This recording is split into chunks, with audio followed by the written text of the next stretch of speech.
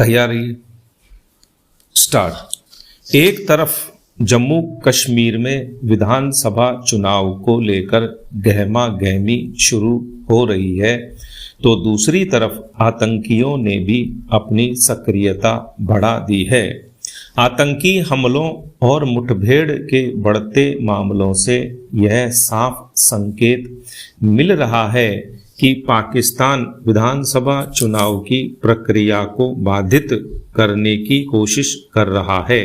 इसके लिए आतंकियों की घुसपैठ भी हो चुकी है और वे मौका मिलते ही वारदात को अंजाम देने में लगे हैं।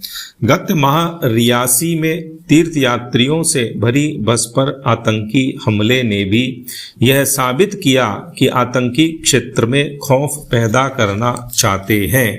वे सेना के शिविरों पर भी हमले कर रहे हैं। ताजा घटनाक्रम में राजौरी के मंच कोट में आर्मी कैंप के पास आतंकियों ने फायरिंग की। कुलगाम जिले में सर्च ऑपरेशन के दौरान सुरक्षा बलों के साथ हुई मुठभेड़ में 6 आतंकी मारे गए, लेकिन इस दौरान 2 जवान भी शहीद हो गए। सुरक्षा बल आतंकियों के छिपे होने का इनपुट मिलने पर तुरंत सक्रिय हो जाते हैं और कार्रवाई करने के लिए खुफिया एजेंसियों के साथ समन्वय भी कर रहे हैं। जम्मू कश्मीर में आतंकवाद की समस्या दशकों पुरानी है। इसके पीछे स्पष्ट रूप से पाकिस्तान है। पाकिस्तान में चुनाव के बाद बनी नई सरकार ने भारत के साथ संबंध सुधारने की इच्छा तो जताई है, लेकिन कश्मीर मुद्दे पर अपना पुराना राग नहीं छोड़ा है। इसलिए यह आशा करना व्यर्थ है कि पाकिस्तान का रवैया बदलेगा। इसलिए भारत को सीमा पर आतंकियों की घुसपैठ रोकने के साथ देश के भीतर सक्रिय आतंकियों के खिलाफ लगातार कार्रवाई करने पर ही ध्यान देना होगा। साथ ही पाकिस्तान को विश्व मंच पर लगातार बेनकाब करते रहना होगा। भारत सरकार इस दिशा में सक्रिय भी है, लेकिन आतंकियों को मिलने वाला स्थानीय सहयोग आतंकवाद के उन्मूलन में बड़ी बाधा है। इसलिए आतंकियों और उनकी मदद करने वाले स्थानीय सहयोगियों के खिलाफ सख्ती के साथ जम्मू कश्मीर की जनता को देश की मुख्य धारा से जोड़ने के प्रयास तेज करने होंगे। हरियाणा, महाराष्ट्र, झारखंड के साथ जम्मू कश्मीर में भी शीघ्र विधानसभा चुनाव होने की संभावना है। उच्चतम न्यायालय भी जम्मू कश्मीर में 30 सितंबर तक चुनाव करवाने के निर्देश दे चुका है। यहाँ विधानसभा चुनाव करवाने को लेकर चुनाव आयोग भी गंभीर है, लेकिन आतंकी हमलों की बढ़ती वारदातों के बीच कानून व्यवस्था बनाए रखना और क्षेत्र की जनता को यह संदेश देना जरूरी है कि वह बेखौफ होकर चुनाव प्रक्रिया में हिस्सा ले सकती है। जनता बुलेट का जवाब बैलेट से देकर क्षेत्र में आतंकवाद के उन्मूलन में मददगार साबित हो सकती है। पैरा। नीट पेपर लीक से पूरे देश में हड़कंप की स्थिति है।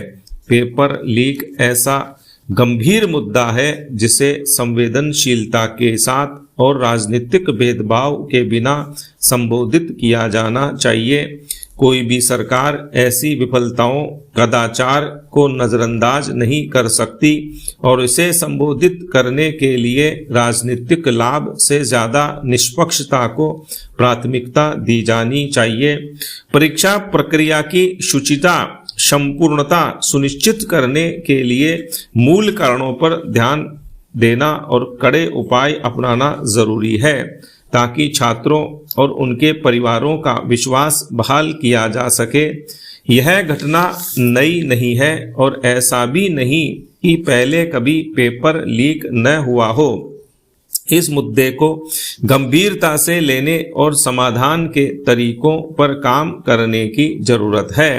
यह समझने की भी जरूरत है कि ऐसी घटनाएं अभिभावकों और छात्रों पर गहरा असर डालती हैं। इसके मूल कारणों को संबोधित करने से परीक्षा की सत्यनिष्ठा और निष्पक्ष प्रक्रिया सुनिश्चित करने में मदद मिलेगी। पेपर लीक की घटनाओं ने परीक्षा व्यवस्थाओं पर भरोसे को कम किया है और गारंटी के साथ चयन के लिए अनुचित तरीके अपनाने के प्रलोभन को बढ़ावा मिला है। ऐसी प्रथाओं को रोकने के लिए जरूरी है कड़े उपायों का कार्यान्वयन, कड़ा आर्थिक दंड लगाना और विश्वास बहाली एवं योग्यता आधारित सफलता के सिद्धांत को बनाए रखने के लिए पारदर्शी और निष्पक्ष परीक्षा प्रक्रिया सुनिश्चित करना।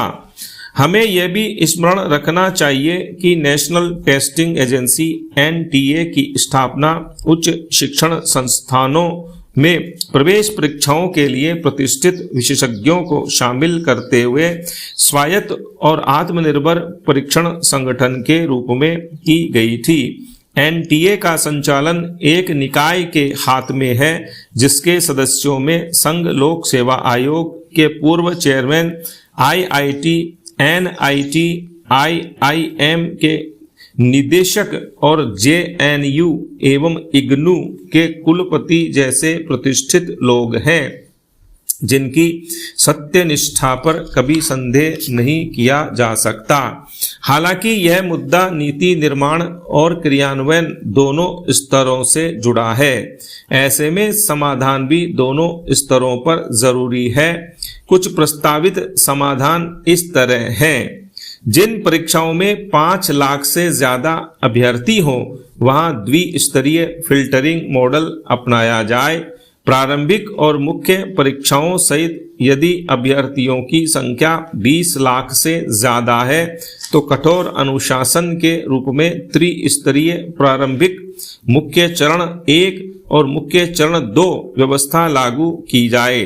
अंतिम फाइनल लिस्ट मुख्य चरण 1 और मुख्य चरण 2 में प्राप्त औसत अंकों के आधार पर होनी चाहिए। यह दृष्टिकोण कई चरणों के जरिए उम्मीदवारों को परख कर निष्पक्षता और शुचिता के साथ व्यापक मूल्यांकन प्रक्रिया सुनिश्चित करता है।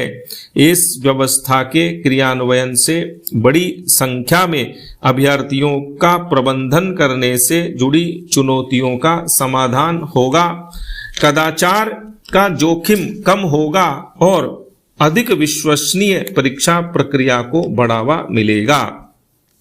कुछ शहरों या केंद्रों को संवेदनशील या अति संवेदनशील के रूप में चिन्हित करना भी अहम होगा, जैसे चुनाव आयोग मतदान केंद्रों को करता है। ऐसे केंद्रों की CCTV कैमरों से लगातार निगरानी होनी चाहिए। इस सक्रिय दृष्टिकोण से परीक्षाओं में विश्वास बहाली और अनियमितताओं को कम करने में मदद मिलेगी। सिलेक्शन और रिजेक्शन की परीक्षाओं के बीच का अंतर स्पष्टतः परिभाषित हो और इसका समाधान निकाला जाए। अयोग्य छात्रों को बाहर करने के लिए नीट और JEE जैसी परीक्षाओं को रिजेक्शन आधारित बनाया गया है, यानी आवश्यक मानक पूरे न करने वाले छात्रों को प्रक्रिया से बाहर करना। यह दृष्टिकोण सुनिश्चित करता है कि केवल सबसे सक्षम और मेधावी छात्र ही सफल हों। कठिन प्रश्न बैंक, ऑनलाइन टेस्टिंग और AI आधारित प्रोक्टर्ड परीक्षा तकनीकी सक्षम निगरानी सॉफ्टवेयर का उपयोग से विश्वसनीयता बढ़ सकती है। शुचिता के लिए वैश्विक मानक वाले साइबर सुरक्षा प्रोटोकॉल को लागू करना जरूरी है। प्रश्न पत्रों के रखरखाव में बायोमीट्रिक सत्यापन से लीक की घटनाओं को रोका जा सकता है। तकनीकी उपाय जैसे निरंतर सर्विलांस, डिजिटल एनक्रिप्शन, सूचनाओं को गुप्त कोड में परिवर्तित करना और सुरक्षित ट्रांसमिशन निष्पक्षता व सुरक्षा के लिए महत्वपूर्ण है। सार्वजनिक परीक्षाओं में अनुचित साधनों को रोकने के उपाय की दिशा में 21 जून को अधिसूचित सार्वजनिक परीक्षा अनुचित साधनों की रोकथाम अधिनियम 2024 काफी महत्वपूर्ण है। यह कानून व्यापक समर्थन का हकदार है क्योंकि यह ईमानदार छात्रों की कड़ी मेहनत, उनकी आकांक्षाओं की रक्षा व पारदर्शी प्रणाली सुनिश्चित करता है। ग्रेस मार्क्स प्रणाली को समाप्त किया जाना चाहिए क्योंकि इससे अनुचित लाभ की आशंका बनी रहती है। स्टॉप।